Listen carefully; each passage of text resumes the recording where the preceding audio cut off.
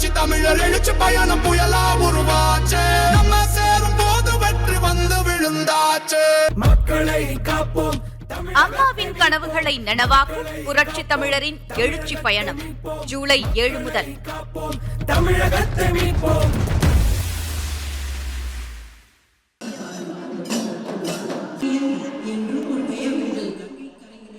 காஞ்சிபுரம் வெள்ளக்கோட்டை முருகன் கோவிலில் குடமுழுக்கானது தற்பொழுது தொடங்கி நடைபெற்று வருகிறது.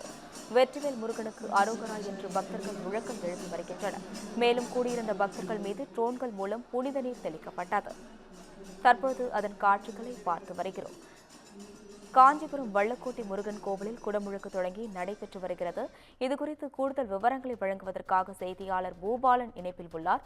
வணக்கம் பூபாலன், இதுகுறித்த விவரங்களை பகிரலாம். வணக்கம் அஸ்வினி.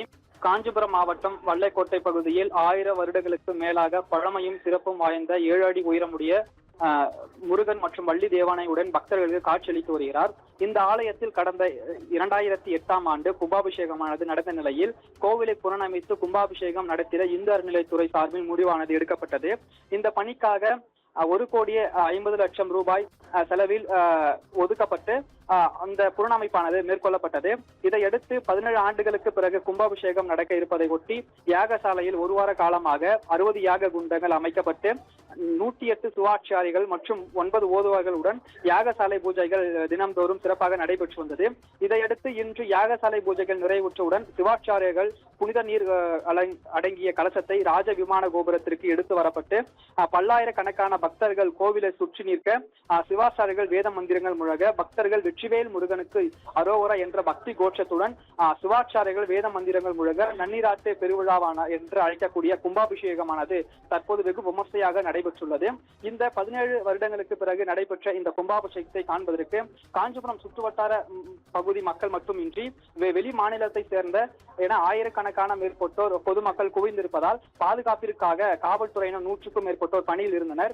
மேலும் கூட்ட நெரிசலானது அதிகமாக காணப்பட்ட நிலையில் கும்பாபிஷேகம் நடந்தேறிய சில வினாடிகளிலேயே கோவிலை நோக்கி அனைத்து பக்தர்களும் வர துவங்கியதால் கூட்ட நெரிசலில் மக்கள்கள் சற்று அவதி உற்றனர். இதனால் அப்பகுதி சற்று பரபரப்பும் காணப்பட்டு வருகிறது. அஸ்வினி, விவரங்களுக்கு நன்றி பூபாலன்.